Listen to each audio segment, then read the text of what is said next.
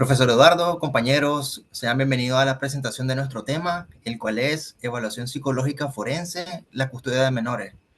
Bueno, de hecho este es un libro y vamos a compartir con ustedes los capítulos 3 y 4, los cuales son técnicas de evaluación y asignación de la custodia respectivamente. Me acompañan nuestros compañeros Lisandra Palacios, Ana Julia Rocha, José Benito Jarquín, Cristian Villalta y su servidor Ernesto Potoy. A continuación, los dejo con Cristian, quien nos va a estar explicando brevemente acerca de las técnicas de evaluación a manera de introducción. Adelante, Cristian.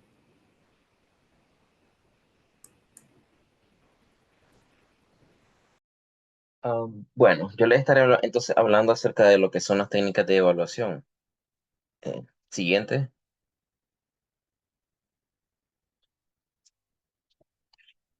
Del capítulo 3. Las técnicas de evaluación. Bueno, las técnicas de evaluación en el contexto forense de custodia consta de tres fases. Número uno, tenemos que recopilar la información, procesar la información y hacer la preparación del informe. Siguiente. Dentro de estas tenemos ventajas y también tenemos limitaciones o desventajas en la utilización de estas pruebas. Las principales ventajas son de que nos proporcionan información más precisa que la que podemos sustraer de lo que es la entrevista. Y existen tres razones fundamentales por las cuales los profesionales utilizan estas pruebas psicológicas.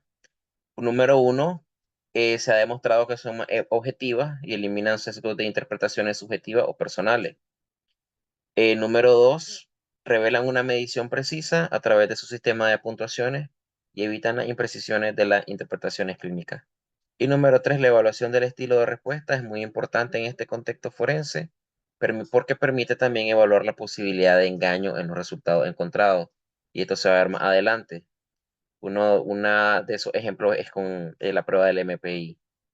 Las limitaciones. Dentro de las limitaciones tenemos de que la evaluación pues, forense, en este caso, pues estos instrumentos carecen en la mayoría de los casos de una estandarización adecuada, porque algunas veces se emplean pruebas traducidas, generalmente pues los manuales vienen en otro idioma y no están adaptadas tampoco a la población nativa, o no disponen o es de manera escasa lo que son los sensores de validez o el análisis psicométrico sobre la fiabilidad y validez no es el más aceptable. En pocas palabras, pues se debe tener en cuenta la inexistencia de pruebas con estandarización autóctona. ¿Qué significa esto? Que son instrumentos de que tienen que ser también adaptados a una población en específico. En este caso, pues también lo que es el área de la evaluación de la custodia de los menores y una adecuada fiabilidad y validez psicométrica. Existen, ¿verdad?, criterios también en lo que respecta a elección de las pruebas psicológicas. Entre los principales criterios que se tienen que tomar en cuenta es de que las pruebas tienen que estar adecuadas para casos particulares, en este caso, pues obviamente pues, en el entorno forense. Y una de las primeras características que se debe tener en cuenta es la que tiene que ser admitida en los tribunales de justicia. Eh, ¿Cómo? Bueno, se debe asegurar, ¿verdad?, que la técnica administrada contenga las características de precisión diagnóstica, fiabilidad y validez psicométrica apropiadas para caso. Y bueno, para el caso en específico y el entorno forense en el que se evalúa. Contar con pruebas que evalúen determinadas variables psicopatológicas. Esto es muy importante porque se tiene que evaluar también la personalidad del encargado de la custodia. Para esto, pues, se pueden identificar los trastornos de la personalidad, esquizofrenia, consumo de alcohol o sustancias, utilizando la prueba del MPI.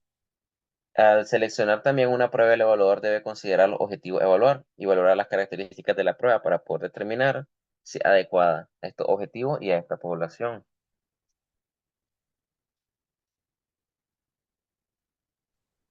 Hola a todos, José Benito Jarquín Gaitán les está hablando. Dándole continuidad a lo que nos decía el compañero Cristian, vamos a hablar sobre la evaluación de la personalidad, es decir, vamos a dar la continuidad a estos test o a estas herramientas que se utilizan en esta temática. Existen varios cuestionarios de la personalidad disponibles en el mercado, como los que están aquí planteados en esta diapositiva. El inventario multifacético de la personalidad, ¿verdad? Tenemos el inventario clínico multiaxial de Millon y el inventario de evaluación de la personalidad. Hablaremos de cada uno de ellos en lo que vamos avanzando en la presentación. Eh, Cabe señalar que estos cuestionarios o estas herramientas psicológicas tienen que trabajarse mutuamente, porque muchas de ellas presentan algunas debilidades para poder alcanzar la meta de lo que se quiere evaluar en el caso del tema que estamos nosotros abordando ahorita. Tienen eficacia comprobada a lo largo del tiempo, falta de respaldo específico para evaluaciones forenses en custodias de menores, lo que estaba diciendo, que algunas tienen una validez, pero sí tienen debilidades. Entonces se pueden complementar utilizando eh, dos o más de estas pruebas. Algunos instrumentos carecen de información publicada sobre su fiabilidad o validez, donde en, en revistas o en temas o en lugares científicos donde se puede publicar acerca del tema de la custodia, ¿verdad? La siguiente, uso de las evaluaciones de la custodia. Utilización basada en la preferencia personal del evaluador. Es decir, aquí lo que nos quiere decir es que muchas veces, como estas pruebas tienen sus debilidades, pero si el evaluador, siendo experto en la temática, él decide cuál de las pruebas va a utilizar según la situación que se esté presentando. Otra cosa es importancia de cómo se utiliza la información de estos cuestionarios, relevancia y peso en el contexto de la custodia de menores, ¿verdad? Una de las recomendaciones que nos da un escritor estadounidense, psicólogo y psiquiatra llamado Ackerman, dice que la información de los autoinformes debe ser considerada con la misma atención que las entrevistas directas. Siguiente. Vamos a hablar del MMPI-2, ¿verdad? El MMPI-2 originalmente era para detectar patologías de la personalidad.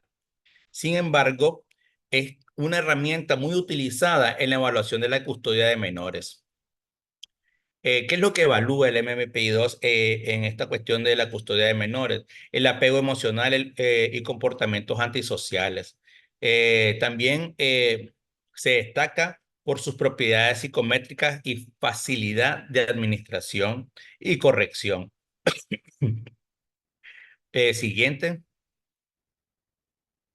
Ok. Las características destacadas. Alta fiabilidad y validez. Fácil, simple de aplicar y evaluar. Proporciona resultados consistentes y comprobables. Capaz de detectar respuestas no veraces. Ofrece un perfil detallado de posibles trastornos mentales. Respaldo y utilidad. Tiene estudios transculturales y predicción de comportamientos futuros. Siguiente. Ahora le vamos a hablar de esta herramienta que se llama Inventario Clínico Multiaxial de Milon 3. Ok. Esta es una prueba de 175 ítems diseñada para evaluar la psicopatología según el DSM-4 y es menos extensa y más rápida que administrar el MMPI-2. Pero quiero decirles que ya existe la versión 4 que se trabaja con el DSM-5, ¿verdad? Ahora, Cristian decía en su presentación que se tienen que adecuar de acuerdo a la cultura o al contexto. Y en este caso yo pude leer en el libro que uno puede adecuar ya sea el 3 o el 4 según el contexto. Por ejemplo, unos psicólogos del Perú adecuaron el número 3 para Perú, ¿verdad? Ellos decían que podía corresponder según a su cultura. Ok. La duración es más breve y rápida de administrar que el MPI-2, evalúa la psicopatología, ¿verdad? Del DSM-4, del DSM-4 Y en los criterios del ámbito forense, validez predictiva y convergente cuestionable. Solidez psicométrica limitada, tendencia a sobre patologizar a los individuos. Siguiente. Ok. Estandarización basada en la tasa base y comprobación con una población clínica. Menos adecuado para comparaciones de la población general. Recomendaciones: usar junto con otros datos para formular hipótesis en evaluaciones de custodia. Siguiente. Ok, ahora vamos con esta herramienta que se llama el 16PF5. El 16PF5 es un cuestionario de personalidad basado en procedimientos empíricos con el análisis factorial. Evalúa 16 rasgos de primer orden. También mide 5 dimensiones globales similares a los factores del modelo del Big Five. Es útil en psicología clínica, orientación escolar e investigación, aunque no es la técnica preferida en contextos forenses, ¿verdad? Eh, con este siguiente, ahí tenemos los 16 rasgos, ¿verdad? Las 5 dimensiones, la terminología comprensible y la escala de respuesta detecta sesgos. Ok, aquí con el 16PF se relaciona con el Big Five, apertura de la experiencia, dice. También se evalúa la conciencia, la extraversión, la amabilidad y el neuroticismo. Es útil en psicología clínica, orientación escolar e investigación, ¿verdad? Y no es una técnica que sea de preferencia en el contexto forense. Siguiente, por favor. Ok. Evaluación de la inteligencia y funciones cognitivas. Siguiente, por favor. Bueno,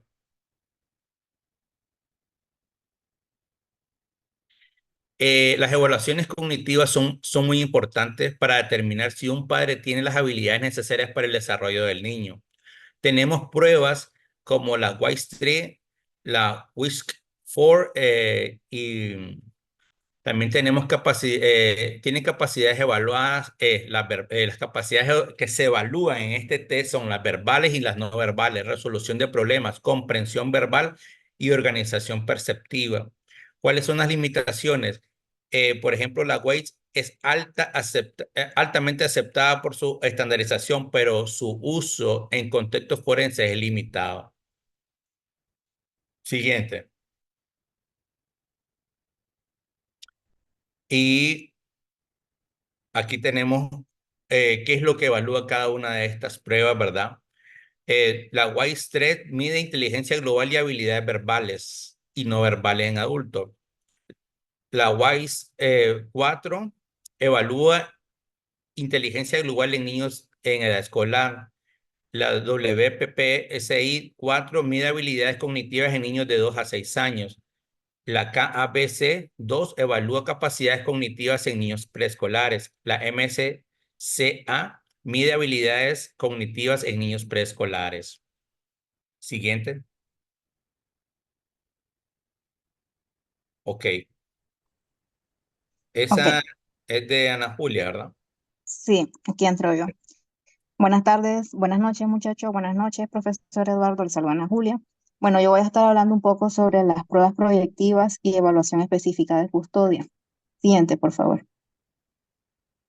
Bueno, dentro de las pruebas proyectivas que voy a estar hablando hoy están el test de Rorschach, prueba de apercepción temática, TAT y CAT, evaluación de dibujos, muñecos anatómicamente explícitos, y en la parte de evaluación específica de la custodia, el TAMAI y CUIDA. Siguiente, por favor. Bueno, antes de empezar, siempre hablando en el proceso de evaluaciones de custodia, en esta parte es importante las pruebas proyectivas porque eh, se pueden entender diferentes aspectos de la personalidad de los menores. Por ejemplo, el test de Rorschach considera valiosas aportaciones en cuanto a la personalidad y el estado emocional, porque en este sentido nos permite o permite al profesional que se le está aplicando evaluar aspectos profundos de la personalidad.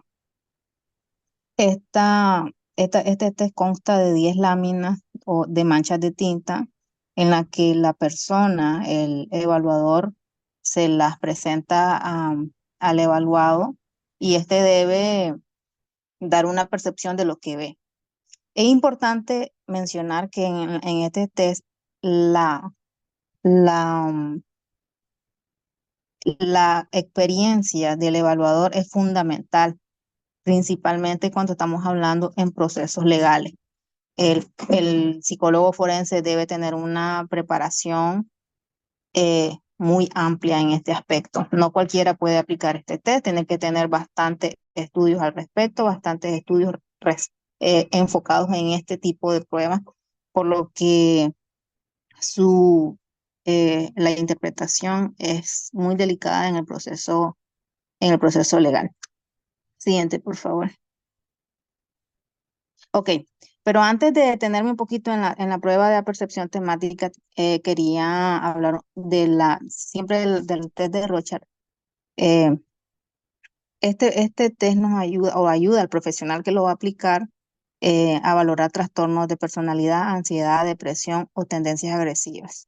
Y en el contexto de custodia es fundamental entender si alguno de los padres tiene problemas psicológicos que podrían afectar negativamente el bienestar del niño.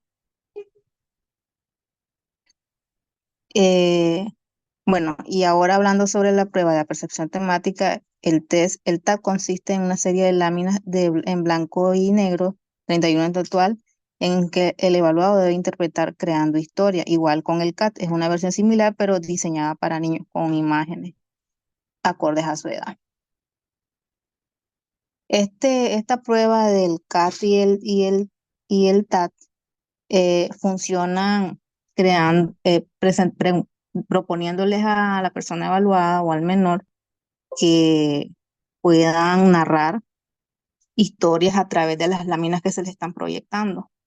Y pues a través de esto se pueden proyectar miedos, deseos o preocupaciones en los personajes de la historia. En el contexto forense, como en los juicios, la custodia de menores, el TAT y el CAP pueden ser útiles para obtener información sobre la salud mental y emocional de una persona, en este caso del menor, y cómo esta información se compara con otros datos disponibles, por ejemplo, si alguien tiene tendencia depresiva o problemas en las relaciones personales. Sin embargo, existen críticas y limitaciones respecto a estos test, ya que no son herramientas confiables en contextos legales, por lo que sus métodos no cuentan con métodos estandarizados de administración y calificación, por lo que los resultados pueden variar mucho dependiendo de cómo se administra la prueba y cómo se interpreta la historia. Por esta razón, se considera que no siempre son apropiados para usar en caso de menores en el ámbito forense. Siguiente, por favor.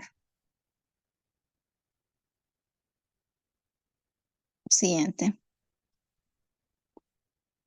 Ahora estamos con la evaluación de dibujos. ¿Qué son estas pruebas de dibujos? Bueno, estas pueden incluir desde tareas como dibujar una familia, una figura humana, un árbol, una persona, una casa, en la que es necesario observar el contenido y la calidad del dibujo, así como los detalles específicos como el tamaño, la posición, la distancia entre figuras y cualquier rasgo particular o repetitivo. Importante mencionar también que cuando habla de rasgos particulares se refiere al tipo de trazado que el niño hace al momento de hacer algún dibujo. Se tiene mucho en cuenta cuando un niño remarca demasiado un dibujo, o sea, que llega al punto de que al simple tacto con la mano se logra notar los rayones. Se habla bastante de que este tipo de rasgo puede ser indicio de un tipo de abuso sexual o abuso sexual en sí. O sea, los dibujos se interpretan para entender el mundo interior del niño, por ejemplo, un dibujo de la familia, la posición, los miembros, la distancia entre ellos, el tamaño, pueden reflejar percepción de la dinámica familiar y las relaciones personales. Como les decía antes, también tiene que ver el borrado, la insistencia de ciertos rasgos que también pueden indicar conflictos internos y emocionales. Bueno, todo depende del tipo de características que el niño vaya arrojando en los dibujos que está haciendo. Tradicionalmente estas pruebas se han basado en teorías psicoanalíticas, sugiriendo que los dibujos pueden revelar información inconsciente que no se expresaría fácilmente de otra manera. Sin embargo, una de las principales críticas de estos tipos de pruebas es la falta de estandarización en la administración y evaluación de las pruebas de dibujo. Esto significa que no hay un conjunto uniforme de normas o procedimientos que aseguren que las pruebas se administran de la misma manera cada vez, lo que puede sugerir malas interpretaciones o llevar a interpretaciones inconscientes y en términos legales pues puede llevar a un tipo de veredicto pues no favorable a favor de, en el caso de quien esté eh, solicitando la custodia. Ah, en contextos legales, como en los casos de custodia, se ha cuestionado de la utilidad de las pruebas de dibujo, debido a las limitaciones que les acabo de comentar, por la falta de estandarización y la controversia sobre la interpretación de los resultados. Por eso, como les decía al principio, en la prueba de Rorschach, es necesario la preparación y la experiencia del psicólogo forense que esté llevando el caso y la aplicación de este tipo de pruebas, porque no puede haber margen de error en el tipo de interpretación que éste se pueda dar y que pueda llevar a los juzgados. Siguiente, por favor.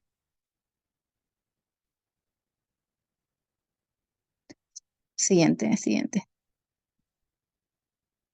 Sí, ya, siguiente, ya veo el uso en contexto. Bueno, ahora vamos a hablar de los muñecos anatómicamente explícitos.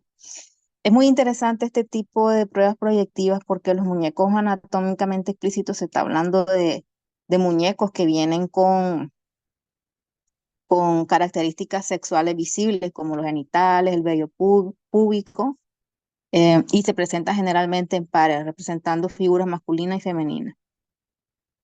Se le pide al niño que juegue con los muñecos de la forma que quiera. La observación de este juego se usa para inferir posibles experiencias o sentimientos del niño, incluyendo indicios de abuso sexual. Se asume que el comportamiento de los niños con los muñecos puede reflejar sus sentimientos internos y respuesta a experiencias pasadas como el abuso sexual. Sin embargo, como en las pruebas anteriores, siempre existen críticas y limitaciones, como son la falta de estandarización. Siguiente, por favor. Sí, por la falta de estandarización. Ay, a ver, no existe un protocolo estandarizado para administrar y evaluar la interacción con los muñecos, por lo que es cuidadoso el uso con estos, sobre todo si lo que se trata de averiguar es si existe abuso sexual o no, por lo que hay niños que pueden jugar con ellos de una manera eh, explícita, que pueden inducir pues a creer que puede tratarse de un abuso sexual, sin embargo no. Siguiente, por favor.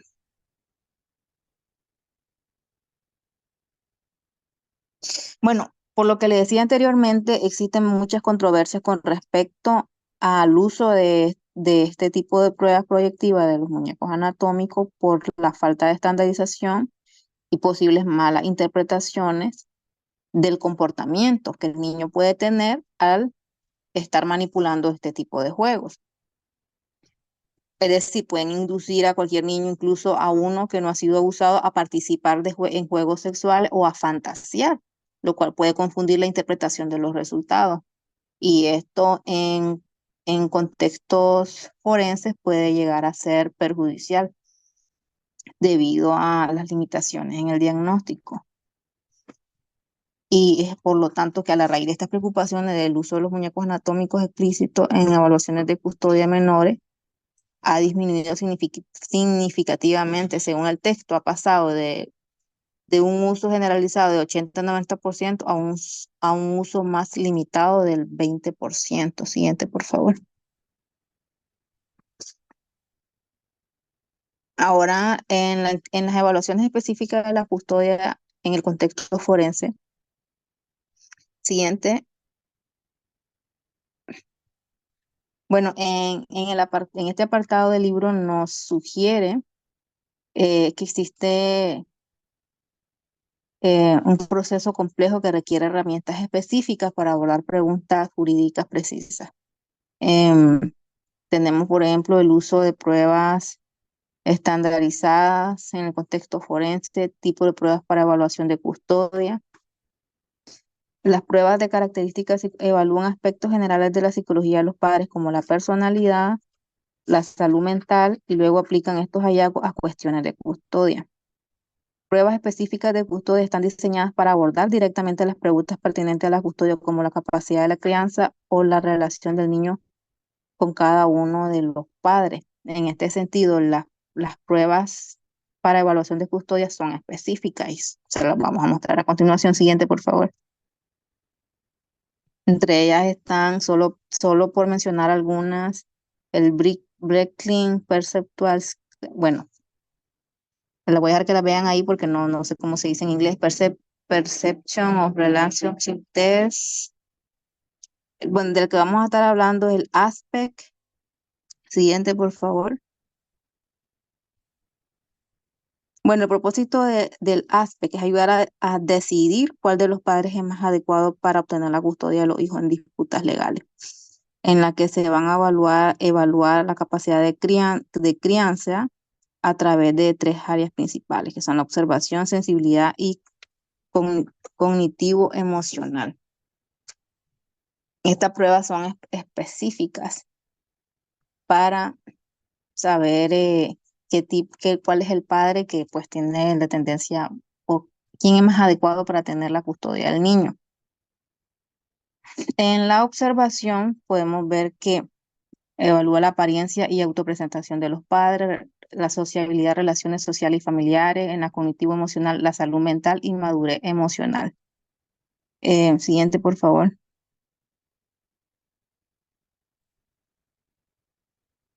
Con respecto a la fiabilidad y validez, existe una buena consistencia interna y fiabilidad entre evaluadores, lo que hace que los resultados sean confiables. Sin embargo, también es importante mencionar que la prueba está estandarizada para una población estadounidense blanca, pues según el texto, y no es adecuada para algunos grupos específicos como parejas del mismo sexo. Es decir, en el proceso de evaluaciones de custodia, en el caso de que sean personas del mismo sexo, este tipo de prueba no se puede aplicar. O abuelos o padres con niños menores de 2 años. Siguiente, por favor.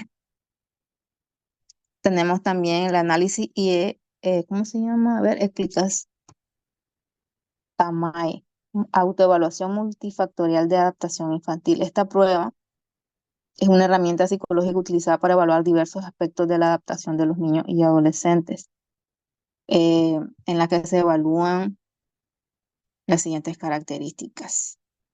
Bueno, siguiente, por favor. El TAMAI cuenta con un formato de 175 preguntas de respuesta sí o no. La aplicación puede ser aplicada de forma individual o colectiva a partir de los 8 años y con un tiempo de duración de la aplicación de 30 a 40 minutos con opción de corrección en línea. Siguiente, por favor.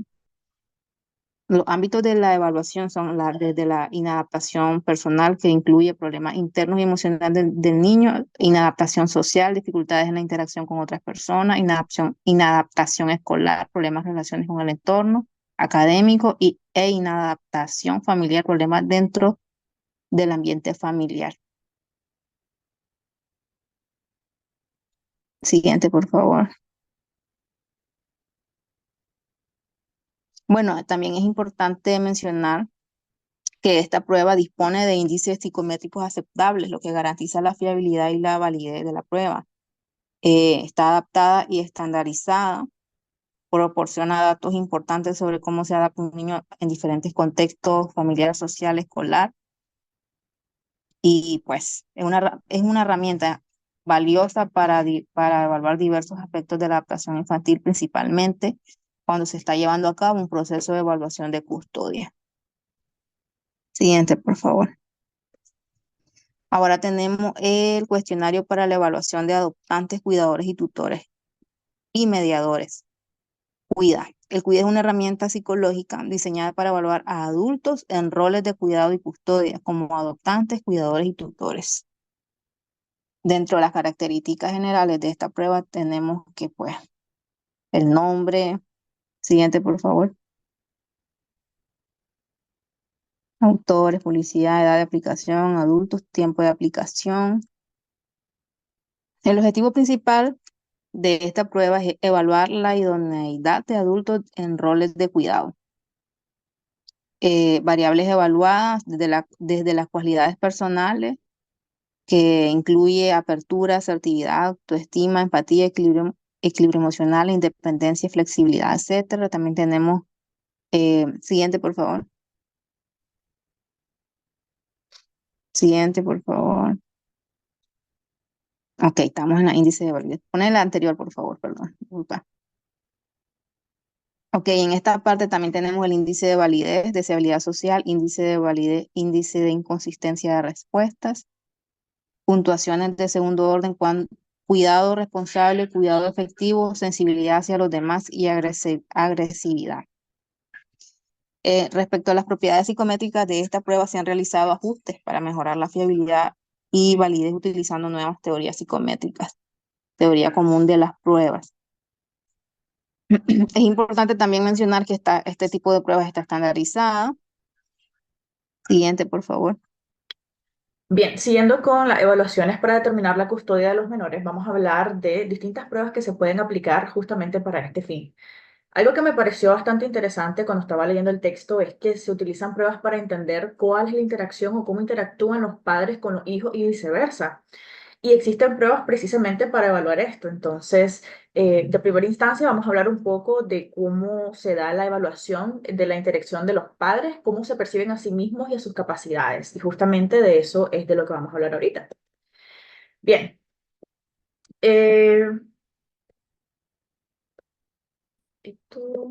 Ahí está.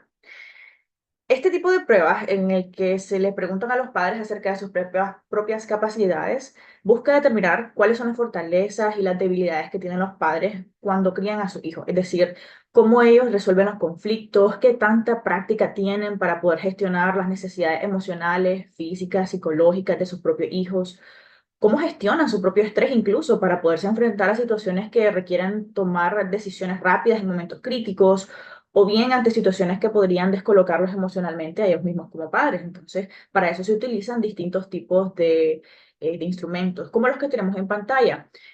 Para los instrumentos que se usan para evaluar a los padres cómo se perciben a sí mismos y sus capacidades, tenemos 4. El primero es la encuesta de habilidades de conocimiento parental, perfil de percepción de los padres sobre el niño, inventario de la relación padre-hijo y el índice de estrés parental. Sin embargo, algo muy importante que tenemos que tomar en cuenta es que estos instrumentos, como se ha hablado anteriormente, han recibido bastantes críticas, principalmente porque no han sido estandarizados, no han sido sometidos a técnicas de medición. Entonces, no se han podido validar sistemáticamente los resultados de estos instrumentos. Entonces, algunos críticos consideran esto como de muy poca fiabilidad o validez. Ahora, es importante preguntarnos, ¿significa esto que no vale la pena aprender o hacer uso de estos instrumentos? Para nada. Aunque no se puedan elaborar conclusiones contundentes con estos instrumentos, es verdad, sí es muy importante tomar en cuenta que estos instrumentos nos brindan información súper valiosa para poder elaborar hipótesis o conocer un poco mejor aquellos aspectos que podrían ser difíciles conocer de otro modo, por ejemplo. Especialmente cuando estamos hablando de un tema tan delicado como es la decisión de la custodia primaria para un niño, porque va a traer muchísimas consecuencias para la vida de este niño. Entonces, siempre es importante usarlo por esta razón que acabo de explicar. Bien, entonces vamos a hablar del primero. Este se llama encuesta de habilidades de conocimiento parental y acá tenemos pues una lista de cosas importantes a tomar en cuenta. El autor de este test es el señor Brickling. Es un test de tipo proyectivo y lo que hace este test es que busca entender qué tanto conocimiento y conciencia tienen los padres de las necesidades y los comportamientos de su propio hijo. Es decir, si saben identificar señales de alerta sobre las necesidades de sus hijos y si las logran identificar, ¿qué hacen al respecto? ¿Cómo responden ante ellas? Busca identificar cuáles son las fortalezas y cuáles son aquellas áreas en las que de repente los padres puede que necesiten un poco más de apoyo para mejorar el proceso de crianza o crear un ambiente más seguro para sus hijos.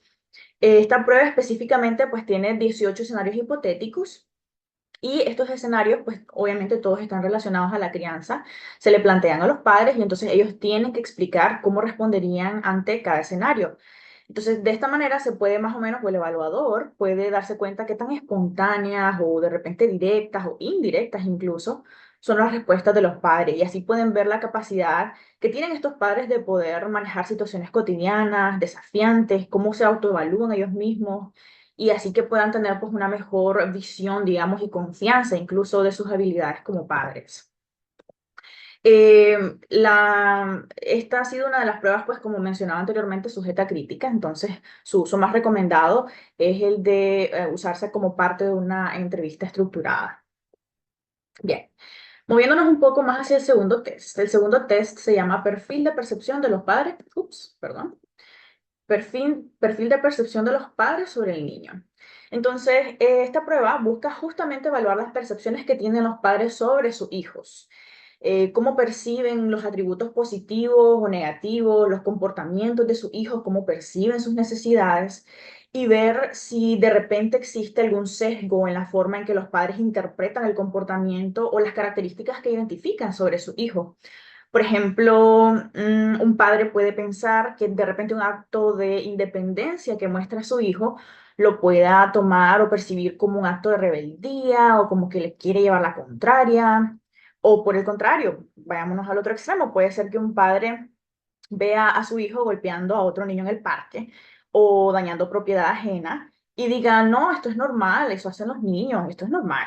Por poner un ejemplo, ¿no? Entonces, ¿cómo perciben las conductas, los comportamientos de su hijo los padres? ¿Cómo lo perciben?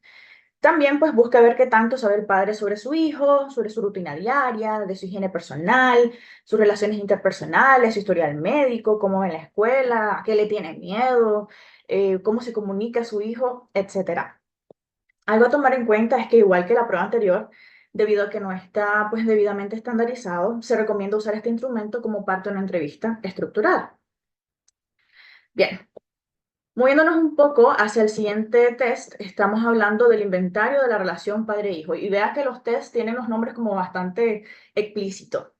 Este test, este es por el señor Gerard y es un test, un cuestionario de tipo Likert. Se usa más que todo para en litigios de custodia de menores de 3 a 15 años. Y pues este test lo que hace es que busca entender qué tan satisfechos están los padres con su rol de crianza, ¿verdad? En la relación con su hijo, la relación que tienen con su hijo. Esa relación padre-hijo, qué tan satisfechos están los padres con ella. Mide qué tanto participan los padres en la vida de sus hijos, qué interés tienen en las actividades de sus muchachitos o el bienestar de sus hijos. Examina la calidad y la frecuencia en que se comunican los padres con los hijos. También qué percepción tienen los padres con los hijos con respecto a que si el hijo es o no independiente o la autonomía que va desarrollando el niño o la niña. También va evaluando estrategias de disciplina que utilizan los padres y cómo perciben ellos la efectividad de estas disciplinas que usan. Son 78 reactivos en total, como les digo, es un cuestionario tipo Likert, son 78 reactivos. Y pues con respecto a este test, igual tampoco pues no se ha realizado una estandarización. Ahora, con respecto a esto, pues este test puede ser un elemento bastante bueno si se aplica junto con entrevistas, porque permite entender si existe alguna conducta desmedida por parte de alguno de los padres. Y pues obviamente en cuestiones de decisión de custodia primaria, esto es más que importante, más que necesario. Bien, moviéndonos al último test de esta lista, vamos a hablar del índice de estrés parental. Este fue hecho por el señor Richard Abidin y es un autoinforme. La técnica que se utiliza es un autoinforme. Pues obviamente tiene 25 a 30 minutos de aplicación y pues sí tiene una estandarización en Estados Unidos este test. Y pues bueno, ¿qué es lo que buscamos con este test? Este se usa para medir más o menos el nivel general que están experimentando los padres en su rol de cuidadores. Además, pues evalúa también cuáles son esas variables o esos factores, digamos, que están contribuyendo a este estrés, tanto en la relación con el niño como pues con los padres. Entonces, esto puede ser que estemos hablando de depresión, puede ser que estemos hablando de problemas de salud, que obviamente son fuente de estrés, por supuesto que sí, que de repente problemas en la relación de pareja o aislamiento social, cómo percibe incluso el padre sus propias competencias y esto sí le está afectando o le está generando estrés. Entonces esto es lo que mide más que todo esta escala. Y pues está diseñado, como mencionaba anteriormente, de manera de autoinforme, con un formato tipo Likert. Y lo que está muy bien de este test es que permite identificar cuáles son esas áreas en las que de repente los padres pueden estar necesitando un poco más de apoyo para poder gestionar el estrés. Ok, decía anteriormente que esta parte pues evalúa cómo interactúan los padres con los hijos, pero también los hijos con los padres, ¿no? Entonces de esto vamos a hablar a continuación. Entonces, para eso, aquí, bien, buscamos entender, o la razón por la que existen estos tests es porque queremos entender qué es lo que piensan los hijos de sus padres, cómo piensan los hijos de sus padres, cómo lo están percibiendo. Y para eso, pues se utilizan 5 instrumentos de muchísima utilidad que, y pues igual que los test anteriores, algunos de estos no están estandarizados. Entonces se sugiere pues que se usen siempre con cautela, sumo cuidado, pues y más que todo para elaboraciones de hipótesis en estos procesos de evaluación de custodia. Los test los tenemos acá en pantalla. El primero son las escalas perceptuales de Bricklin, prueba de percepción de relaciones, inventario de percepción de los padres, escala de creencias de los niños sobre el divorcio parental, muy importante, e inventario del informe del niño sobre el comportamiento de los padres. Entonces platiquemos un poquito de esto. En primer lugar, tenemos las escalas perceptuales de Bricklin. Esto está hecho, pues, obviamente, por el señor Bricklin y se utiliza generalmente con niños a partir de los 6 años. Es una prueba de tipo proyectiva. Ahora, esta prueba se usa más que todo para poder identificar cómo es que los niños perciben, cómo se sienten los niños con respecto a sus padres, cómo perciben estas relaciones que tienen con sus padres en cuanto al cariño, a la empatía, si sienten los niños de repente que los padres son justos con ellos, cómo perciben la disciplina que los padres ejercen sobre ellos, las dinámicas familiares, qué tan conscientes son los niños de o cómo los percibe, mejor dicho, en términos de humor, si el humor del padre es cambiante, si tiene, qué sé yo, subidones o bajones emocionales el padre, cómo percibe esto el niño, cómo lo ve desde su punto de vista, cómo se comunica el padre con el niño y cómo el niño percibe este tipo de comunicación. ¿Qué aspectos admiran de su papá o qué cosas admiran de su mamá? Entonces, todas estas cosas las va evaluando esta escala. Entonces, esto se hace a través de una encuesta, como había mencionado, tipo Likert, con 32 preguntas sobre el papá, 32 preguntas sobre la mamá, pero pues se determinó que habían bastantes inconsistencias en los resultados de este tipo de esta prueba en general. Se hablaba de posibles sesgos en cuanto a algunas de las preguntas, también se hicieron críticas con respecto de que el lenguaje era muy complejo para entender para un niño de, como decía, se aplica desde los 6 años, entonces como que el lenguaje era muy complejo. Y pues se concluyó que lo mejor era no emplearse hasta que pudiéramos contar pues con un mejor apoyo estadístico de los resultados de esta prueba. Pero igual interesante mencionarlo. Bien, la siguiente de la que vamos a hablar es percepción de relaciones, pero ve que interesante porque hablábamos de las percepciones que tienen los padres de los hijos, ahora vamos a hablar de las percepciones que tienen los hijos de los padres en las relaciones. Entonces, con esta prueba lo que se busca es determinar cómo es que los niños perciben la relación que tienen con sus padres. Entonces, para eso se van a presentar, y ojo que esto se puede aplicar desde los 3 años. Esto es una prueba tipo proyectiva y muy interesante porque vean, se presentan imágenes o escenarios en los que pues se van a presentar, digamos, diversas situaciones familiares, ¿no? Entonces, el niño, se le va a pedir al niño que describa lo que está viendo y cómo se siente al respecto de las imágenes que se les va mostrando. También parte de la prueba incluye que se les muestre un dibujo, por ejemplo, de un muñequito, y el muñequito representa a la mamá. Entonces se le pide al niño que se dibuje a sí mismo dentro de esa página. Entonces así nos podemos dar cuenta que si el niño se dibuja cerquita de la mamá, que si se dibuja lejos de la mamá, que si se dibuja más grande que la mamá o más chiquitito. Igual pues con un dibujo del papá, también hay una hoja para el dibujo del papá y hay otra hoja también con el dibujo de ambos padres. Entonces así podemos identificar que si el niño se pone más cerca de un padre que del otro, o más lejos, o más chiquito, más grande, igual, ¿no? Podemos identificarnos de esta manera. Y pues a partir de estos dibujos se puede interpretar qué percepción va teniendo el niño pues, con respecto a la relación que tiene con sus padres. Me gustó bastante lo que decía el texto, que una de las fortalezas de esta prueba es que las intenciones de la prueba están bastante bien disfrazadas en los dibujos. Así que es muy útil, especialmente cuando los niños están siendo expuestos a soborno o conflictos de lealtades con los padres. Entonces, casi los niños probablemente pues solamente participen del dibujo sin darse cuenta que de esa manera pues están revelando en realidad cómo se sienten con respecto a la relación que tienen con sus padres, sin que hayan problemas o cuestiones de, lo que decían, los conflictos de lealtades. Bueno, otra cosa importante de este test es que, de esta prueba, es que ha sido bastante útil en caso de detección de abuso sexual y físico. Muy, muy importante. Ok. Moviéndonos un poco más hacia el siguiente test, es el inventario de percepción de los padres.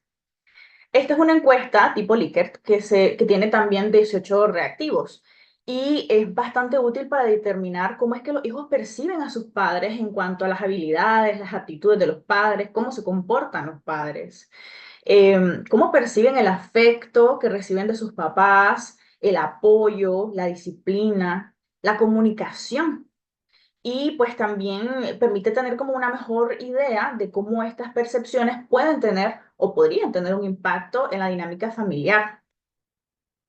De cierta manera, pues también se requiere cierto grado de interpretación para entender los resultados de esta prueba, porque, obvio, si le pones a un niño a decir, ¿cómo percibís la disciplina?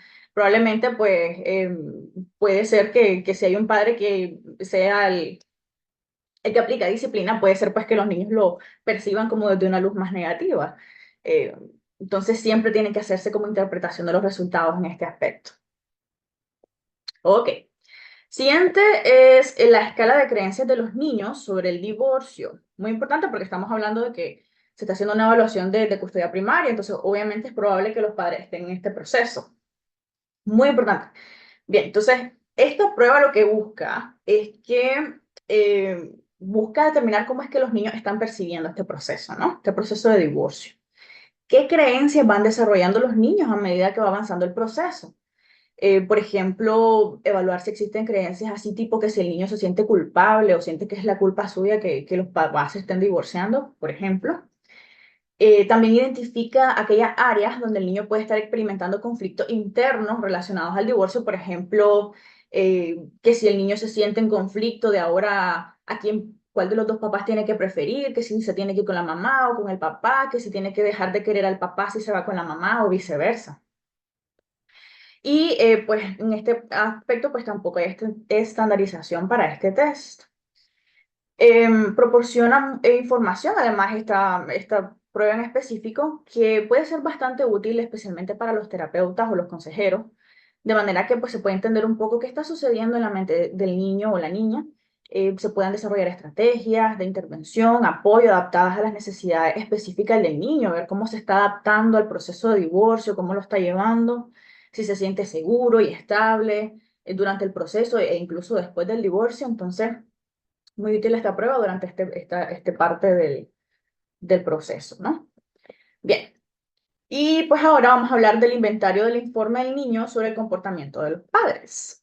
Entonces aquí es donde los niños van a hablar un poco sobre cómo ellos perciben específicamente la manera en la que los padres se comportan con ellos.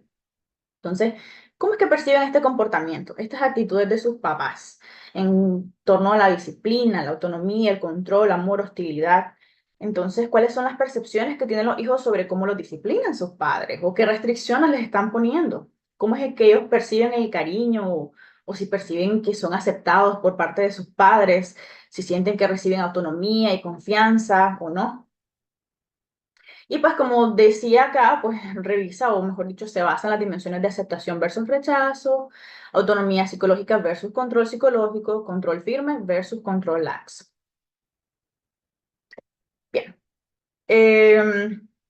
Esta encuesta, pues tipo Likert también, tiene 52 ítems, bueno, perdón, 52 ítems para el padre, 52 ítems para la madre.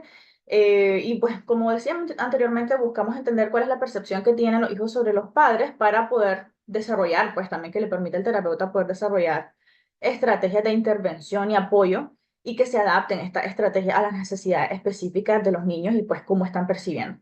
Igual que mencioné anteriormente, todo esto tiene que ser, pues, o la evaluación de los resultados tiene que ser, pues, tiene que haber bastante interpretación de por medio, porque igual, como estamos hablando de temas de disciplina, entonces habría que hacerse una interpretación para identificar bien si es que de repente el niño está tomando el tema de la disciplina como algo negativo y tal vez esto podría estar teniendo o reflejándose en los resultados. Entonces, también igual que mencioné anteriormente, este test tendría bastante que hacerse interpretación de los resultados. Bien, aquí Ernesto nuevamente y bueno, ahora les voy a hablar un poco acerca de cuando los instrumentos no disponen de la tipificación adecuada. Y bueno, aquí voy a detallar un poquito la parte de tipificación adecuada para poder entender un poquito el contexto de lo que es este tema. Entonces, ok, hablamos de tipificación adecuada en este ámbito de la evaluación psicológica forense cuando en este caso los instrumentos no tienen la validación o la estandarización para una población específica. Y ahora ya vamos a ver y vamos a entrar un poco en detalle para poder ver cómo es que esto funciona realmente. Si pasamos a la siguiente diapositiva, por favor, Lisandra. Ok, gracias. Entonces, ok, aquí tenemos a estos dos autores para el análisis y elaboración de informes de psicología forense. Tenemos a Heilbrunn y Dober. Ellos qué planteaban, ok, ellos planteaban que estos instrumentos debían contar con 7 directrices que se deben tomar en cuenta, como son los criterios de disponibilidad, documentación, aplicación, interpretación y relevancia para estas cuestiones forenses. Pero ¿qué es lo que pasa? Aquí viene lo bonito de este tema, lo bonito por llamarlo de alguna manera, porque ha sido un poquito controversial o quizás ha recibido crítica por parte de algunos autores en el sentido de que es cierto, como mencionaba anteriormente, no disponen de tipificación y normas para una población autóctona, pero sí disponen de bondades o de ciertas características. Por ejemplo, digamos, la actitud educativa, los estilos de comunicación entre padres e hijos, como mencionaba anteriormente Lisandra. Y quería detenerme un poquito en esta parte de cuando no están validados para una población autóctona.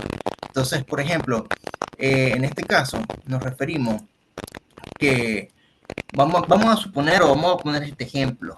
Digamos que, ok, hay instrumentos que están validados y que son altamente confiables para aplicarlos en una población estadounidense.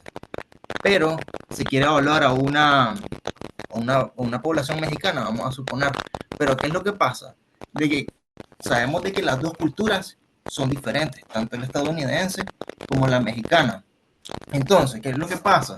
Que más adelante vamos a ver cómo esto puede afectar de cierta manera o puede haber, digamos, no tanta confiabilidad al momento de aplicar estos instrumentos en este tipo de poblaciones. No me refiero a la población mexicana, sino en aquellas donde no hay instrumentos validados. Si pasamos a la siguiente, porfa, Lisandra. Ok, entonces acá tenemos ciertos fundamentos de la evaluación en psicología forense. Ok, tenemos que la psicología forense se basa principalmente en la psicología clínica, como tenemos las entrevistas clínicas y las pruebas de medición. En este caso, tenemos que tomar en cuenta que las entrevistas clínicas suelen ser no estructuradas. Precisamente ¿por qué? Porque así le da la libertad, por decirlo de alguna manera, al evaluador de que pueda interactuar o guiar al cliente hacia la área específica donde le interesa indagar. Por eso también es importante tomar en cuenta esto. Por eso se dice también de que la evaluación es limitada. Si solo se basa en entrevistas no estructuradas y observaciones, puede haber cierto sesgo por parte del evaluador. Si seguimos, siguiente, Lisandra, por favor. Bueno, de hecho se hizo un estudio por parte de Arch y otros autores en el cual se pudieron dar cuenta de que muchos psicólogos forenses al momento de aplicar estos instrumentos se basaban principalmente en revisión de documentos, entrevistas con padres y niños y pruebas psicológicas a niños. Y también se tomaban en cuenta la observación de interacción entre padres e hijos e informes de otros profesionales, como por ejemplo docentes. Siguiente, Lisandra, por favor. Bueno, también tenemos como instrumento de evaluación utilizado el TAMAI, como lo mencionaba anteriormente Ana Julia.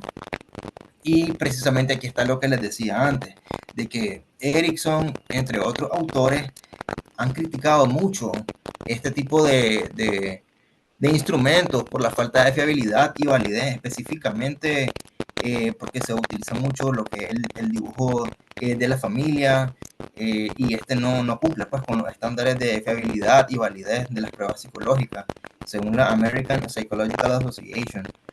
Entonces, ¿qué es lo que pasa? Que la validez dudosa de esta técnica forense se puede deber a la ausencia o casi absoluta de pruebas psicométricas para niños muy pequeños. Pasemos a la siguiente, Lisandra, por favor.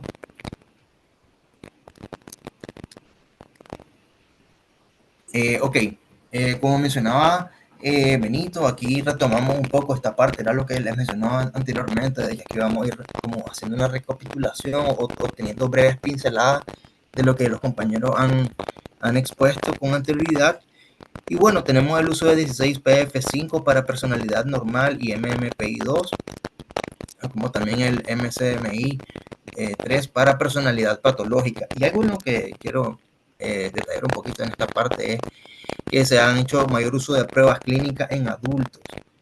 ¿Por qué? Precisamente porque sabemos que para la custodia de menores es importante saber cuándo un adulto se encuentra, eh, por decirlo así, con las facultades psicológicas o que se encuentre estable psicológicamente, por decirlo de alguna manera, para poder, digamos, hacerse cargo de un hijo. De hecho, esto lo vamos a ver más adelante, un poquito en el capítulo 4, aquí solo lo mencionamos de manera breve. Siguiente, Lisandra, por favor. Bueno, y también hay sus limitaciones y críticas en la evaluación forense.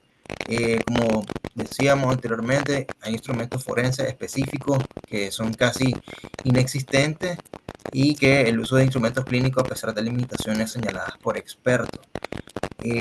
Siguiente, Lisandra, es que creo que la siguiente diapositiva a esta parte quería llegar, precisamente para profundizar lo que se mencionaba anteriormente. Entonces, aquí viene a dar todo esto. Ok, que hay investigaciones que dicen que se deben enfocar en la adaptación o creación de instrumentos adecuados.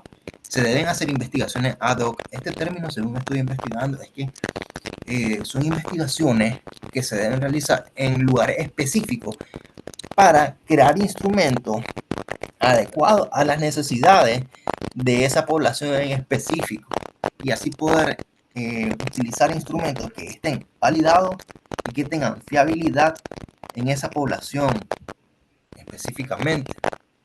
Entonces, dándole continuidad a esto, podemos destacar la importancia de una evaluación completa de desarrollo de instrumentos, como puede ser incluir entrevistas, pruebas cognitivas y de personalidad y pruebas proyectivas. También el uso de batería de pruebas permite integrar mejor el informe final. ¿A qué nos referimos con todo esto? Que no solamente debemos, o sea, al momento de hacer una evaluación psicológica forense, no debemos basarnos únicamente en la observación. ¿Por qué? Porque también los diferentes tipos de pruebas que, como decía anteriormente, es cierto, tal vez no cuentan con la fiabilidad o la validez, pero sí cuentan con insumos útiles al momento de poder elaborar un informe. Entonces, aquí es donde entra en juego lo de juntar todos estos elementos para poder tener una conclusión más precisa de lo que estamos evaluando en ese momento. Siguiente, Lisandra, por favor. Y bueno, de esta forma concluimos el capítulo número 3 e iniciamos el capítulo 4, el cual es asignación de la custodia. Y a continuación le cedo la palabra a Ana Julia.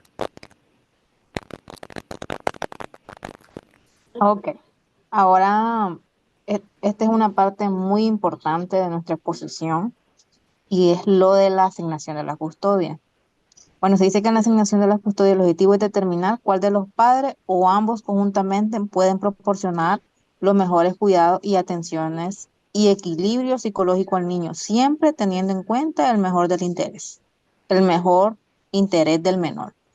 Bueno, en este sentido, siguiente por favor. Eh, en este sentido, vamos a imaginarnos que estamos hablando de la asignación de custodia de menores en casos de separación o divorcio. Este es uno de los aspectos más complejos de la práctica forense, ya que involucra considerar una gran cantidad de factores como las leyes, las necesidades del niño, como ya lo decía anteriormente, y la capacidad de los padres para cuidar de ellos. En este sentido, eh, se dice, según Tejedor y Jiménez, que la evaluación de custodia implica estudiar la competencia parental y analizar la congruencia y compatibilidad entre las habilidades educativas de los padres y las necesidades de los hijos. Evaluar el grado de riesgo, o sea, en este sentido, evaluar el riesgo antes de recomendar un plan de custodia, especialmente en casos donde exista la posibilidad de abuso. Siempre guiándonos con el ejemplo que le decía del caso de menores que están involucrados con papás que se están divorciando, el objetivo principal siempre es encontrar la mejor opción para el bienestar del niño. Y para esto se realizan las evaluaciones basadas en datos confiables, como ya decían anteriormente mis compañeros. eh, Esta serie de datos confiables se analizan las competencias de los padres a través de ellas, es decir, cómo sus habilidades educativas y características personales se alinean con la necesidad del niño. Estos datos siempre se pueden recoger el evaluador, el experto, el psicólogo forense preparado para este tipo de casos. Recoge estos datos a través de la serie de cualquiera de los instrumentos que hemos venido hablando. Y un aspecto crucial es evaluar en caso que haya un historial de abuso o violencia para garantizar la seguridad del niño. Es decir, dependiendo del nivel de conflicto entre los padres, se puede recomendar diferentes niveles de contacto. Si el conflicto es bajo, se puede hablar más de colaboración entre los padres. Si es moderado, se sugiere un contacto más limitado. Y si es alto, es mejor evitar el contacto con el menor. Siguiente, por favor.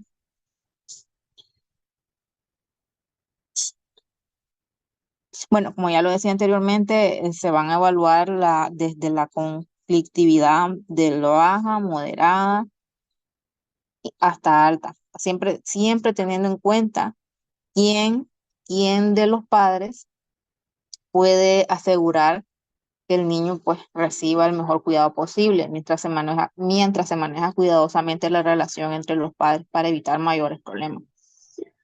En este sentido, pues sí tienen que ver bastante lo que es o valorar lo que es si existe alienación parental para evitar pues que la custodia sea dada a- al padre pues que está ejerciendo esta alienación sobre su hijo. Entonces, para evitar posibles casos de este tipo, se toma o se opta a la aplicación de distintas pruebas que se van a complementar, como decía mi compañera, desde la entrevista, observación.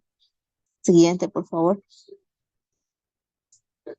Bueno, ya los tipos de guardia y custodia lo sigue mi compañera. Bien, son 4.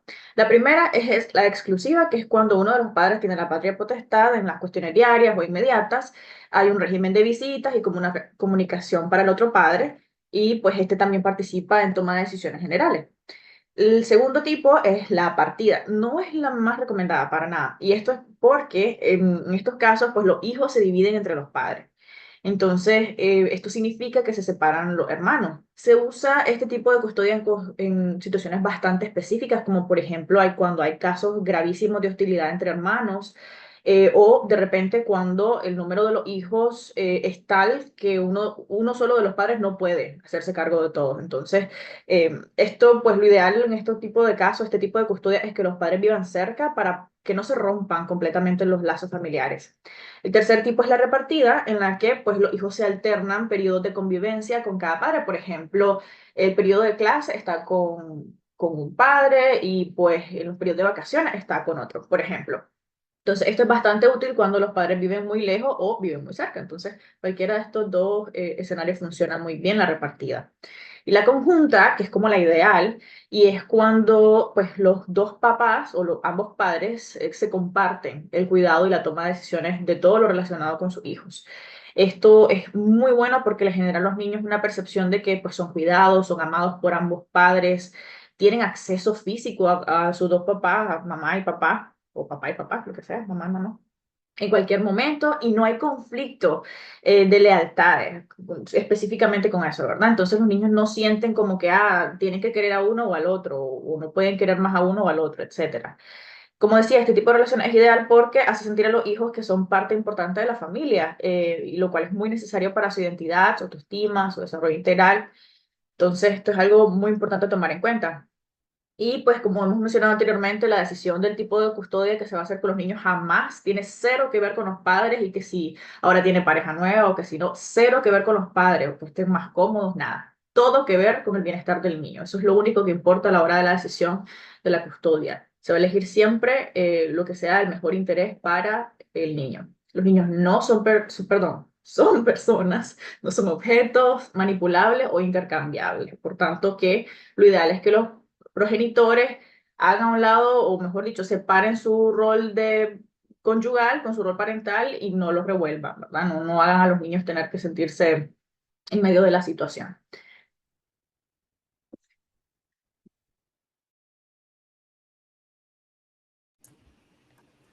Bueno, custodia exclusiva o conjunta. En realidad este tema se plantea con la interrogante porque ha sido de mucha controversia. Ya vamos a ver las razones. Siguiente diapositiva, Lisandra, por favor. Bueno, entonces, en la mayoría de países europeos y americanos se busca el mejor interés del niño y se otorga la custodia al padre que mejor se adapte a las necesidades del niño. ¿Qué podemos deducir o inferir en este caso? Que en el caso de la custodia conjunta, ambos padres tienen los mismos derechos legales. En la custodia exclusiva, solo el padre asignado con la custodia toma decisiones legales sobre el hijo. Todo esto es a manera de introducción. Ya vamos a ver más adelante cómo, qué beneficios tenemos en cuanto a la custodia conjunta, y otros aspectos importantes a tomar en consideración. Adelante, Lisandra, por favor. Siguiente, gracias. Como les estaba mencionando anteriormente, eh, en la custodia conjunta, en este caso, generalmente es mejor para padre e hijo, ya que ambos padres participan activamente en el desarrollo del niño o de los niños en este caso. ¿Por qué? Porque ya sabemos de que en este caso se distribuyen, digamos, las asignaciones o las actividades a cumplir en las diferentes esferas del niño, como por ejemplo, digamos, en la parte escolar, en la parte de alimentación. Eh, en este caso, por eso Pearson y Thoms señalan mejor cooperación y recursos financieros en custodias compartidas, porque sabemos que no es lo mismo que solamente un padre se haga cargo de todo a que estén los dos trabajando en conjunto por el bienestar del niño. Y bueno, también podemos mencionar que la custodia compartida es más efectiva con una buena comunicación entre los padres. ¿Por qué? Porque obviamente sabemos de que hay niños de que quizás vienen de una familia disfuncional, donde hay muchas discusiones entre los padres de familia, no hay una comunicación asertiva. Entonces, si de por sí cuando se separan los padres sabemos que es un golpe bastante duro para los niños, ahora imaginémonos cuando hay estas discusiones entre los padres que no se llevan bien o que uno va buscando intereses sobre el otro. Entonces ahí se pueden armar ciertos conflictos, como mencionó anteriormente Ana Julia, en los diferentes niveles de conflictividad. Entonces todo esto termina perjudicando al niño. Ya vamos a ver un poquito más a fondo esto. Siguiente, Lisandra, por favor. Gracias. Entonces, precisamente me había adelantado un poco que se pueden, o sea, cuando se dan estos tipos de reproches mutuos y dificultades en la crianza pueden llevar eh, a este tipo de conflictos, ¿verdad? Y bueno, en un estudio que se realizó, casi el 90% de la custodia se consideraron a las madres.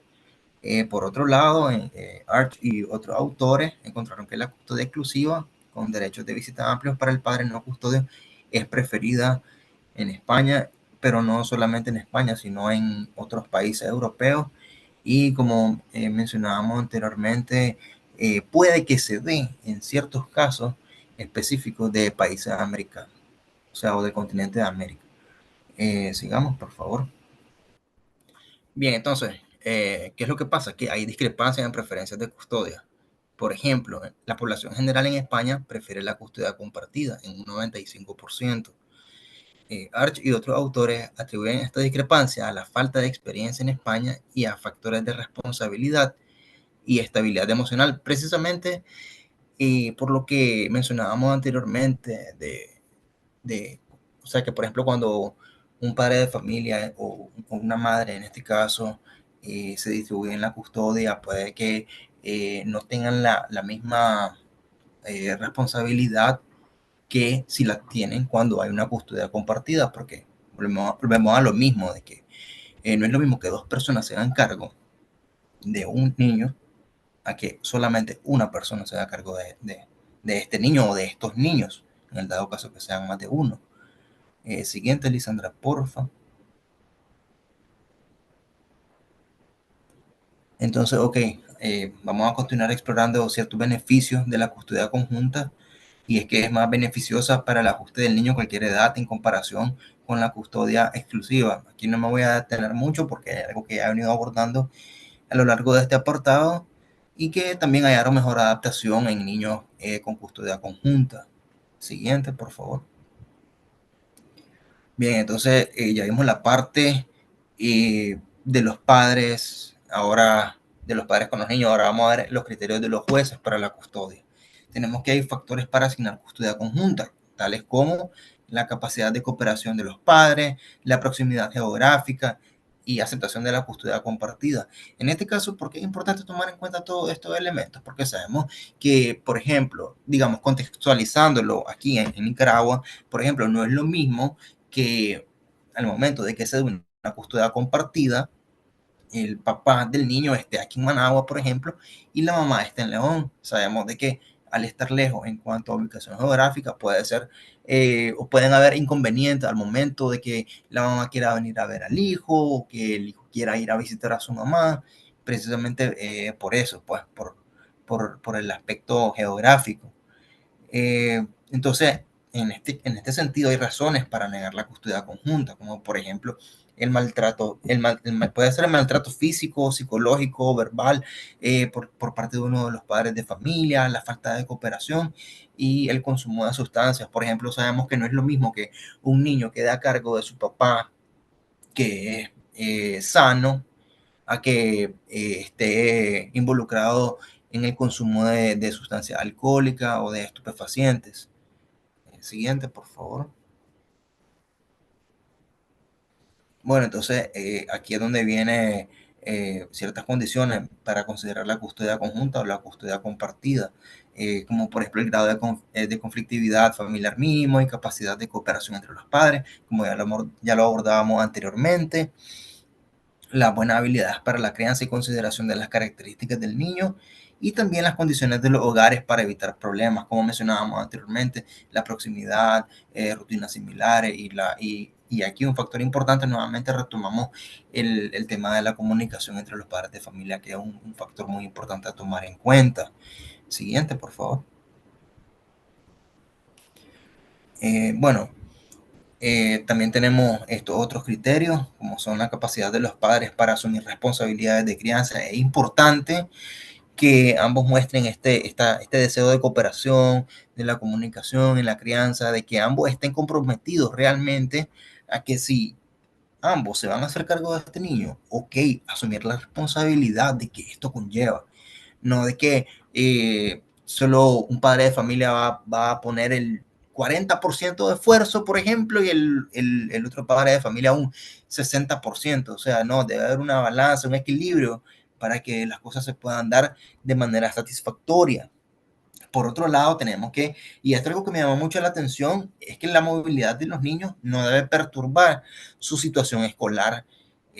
¿Por qué? Porque uno de los aspectos importantes a la hora de determinar la custodia es precisamente esto, de que, por ejemplo, volvemos al caso anterior, vamos a suponer que el papá, okay, que el papá se quedó tienen custodia compartida, el papá vive aquí en Managua con el niño, la mamá vive en León, ok, llegaron al acuerdo de que el papá lo va a tener acá los días de semana por cuestiones de que el niño estudia aquí en Managua, ok, el niño se queda acá de lunes a viernes, viaja los fines de semana a León, Pero esto, ok, no debe repercutir en cuanto a su movilidad escolar o en cuanto a su asistencia al colegio. No debe de verse influido su rendimiento académico, etcétera. Es importante de que el niño siempre asista a clase. Entonces, ¿qué quiere decir esto? No es porque la mamá se lo llevó a León el fin de semana, allá se lo va a quedar y va a decir, no, es que no voy a enviar el niño a Managua porque quiero que se quede aquí conmigo más días, y esto va a perjudicar obviamente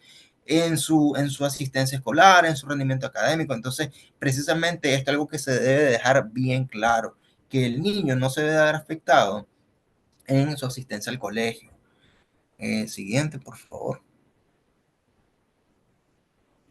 Bueno, entonces, pero ¿qué podemos decir? Que la custodia conjunta no siempre es la mejor opción. ¿Por qué? Porque hay que analizar muchos factores que son importantes, como decía anteriormente, la parte del compromiso que puedan adquirir los padres de familia, como decía anteriormente. Esta es una carga, por decirlo así, no una carga, sino una responsabilidad en la cual los padres de familia deben eh, estar al 100% comprometidos ambos, no que solamente uno va a estar comprometido y el otro no, precisamente por eso, pues para que el niño pueda desarrollarse de una mejor manera y eso, porque sabemos de que la separación a todo niño le afecta, como mencionábamos anteriormente, y en este caso es mejor que haya una buena comunicación entre los padres de familia eh, para que el niño pueda tener ciertos beneficios en este sentido.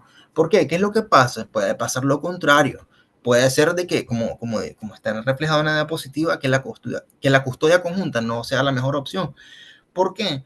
Porque al no verse implicados los dos padres de familia, en este caso mamá y papá, puede ser de que el niño se quede mejor solo con la mamá o solo con el papá y esto le sea más conveniente. Esto es obviamente, o sea, para esto hay que tomar en cuenta muchos aspectos, como por ejemplo el aspecto cultural, la edad de los niños, el grado de compromiso de los padres, como mencionaba anteriormente. Entonces, todo esto vienen siendo aspectos importantes a tomar en cuenta. Siguiente, por favor. Bueno, ahora los dejo con Cristian, quien va a hablar acerca del régimen de visitas.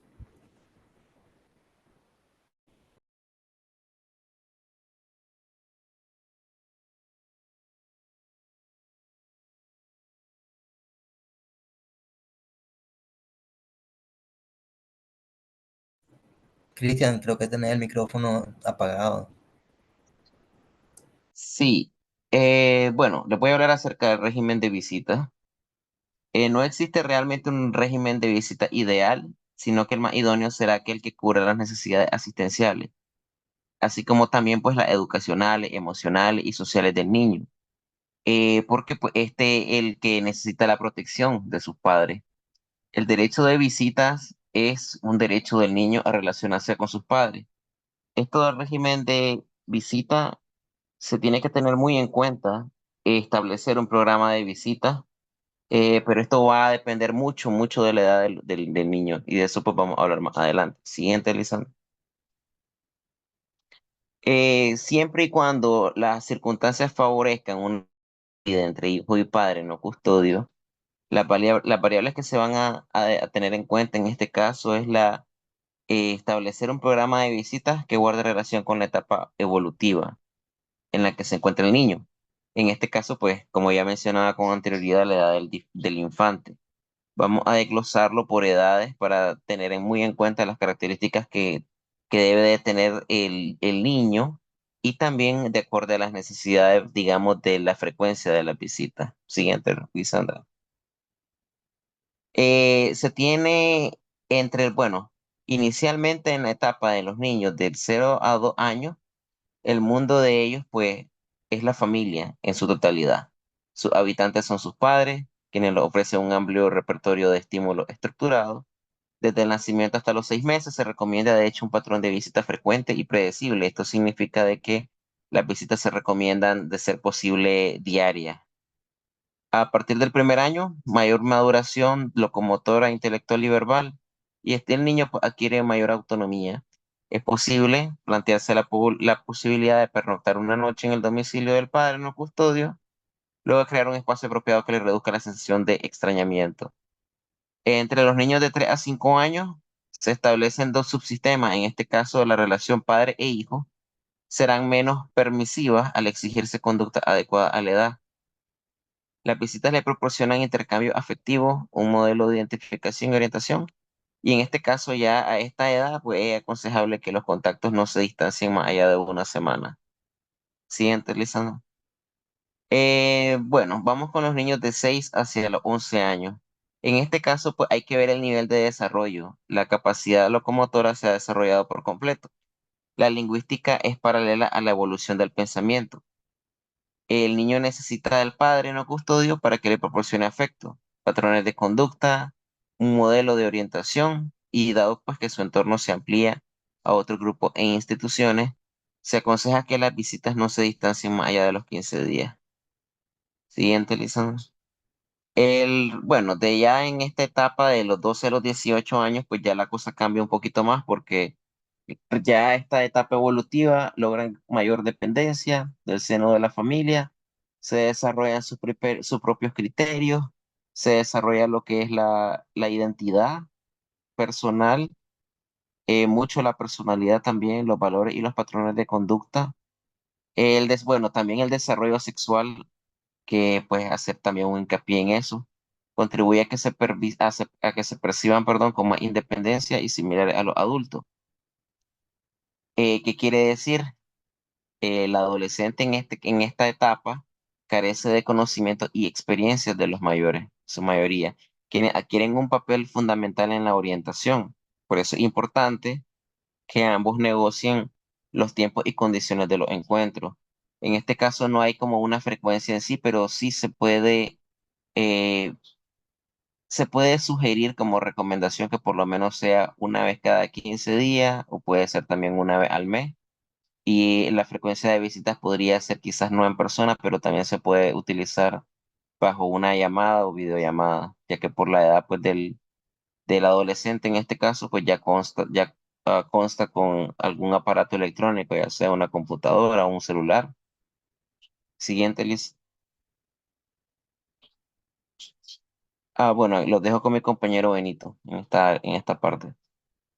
Ok, ya para ir finalizando nuestra presentación, les voy a hablar sobre las variables contraindicadas y cambios de medida. ¿Cómo se puede llegar a tener cambios de medida con la custodia de menor? Ok, siguiente, por favor. Existen diversos factores de riesgo que se consideran como variables contraindicadas para la concesión de la guarda o custodia de menores. Estos incluyen maltrato, malos tratos físicos y emocionales a los menores, abuso y explotación de los menores, abandono reiterado de las funciones parentales, trastornos mentales incapacitantes de un progenitor, adicción a sustancias tóxicas, pertenencias a sectas destructivas. Siguiente, además, existen otros tipos como violencia familiar. Entre estas tenemos violencia física, violencia sexual, destrucción de la propiedad y violencia psicológica. En cuanto a las contradicciones, ¿verdad? Ahora vamos a hablar sobre los cambios de medida. ¿Cómo se puede dar un cambio de medida?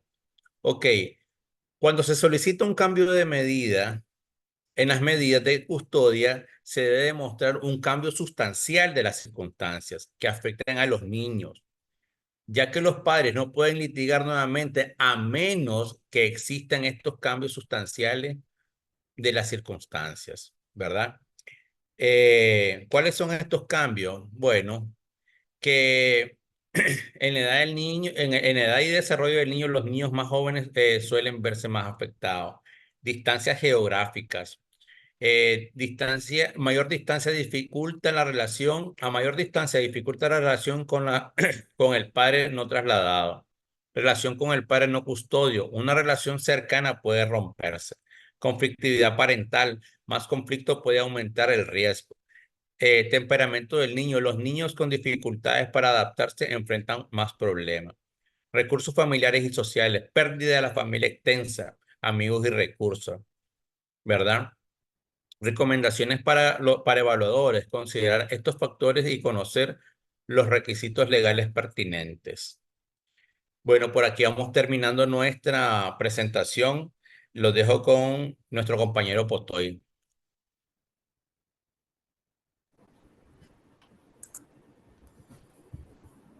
Bueno, ha sido un placer presentarle este tema. Esperamos que haya sido de su agrado. De hecho, aquí tratamos de hacer un pequeño resumen por lo que el tema es, o los temas, mejor dicho, son bastante extensos.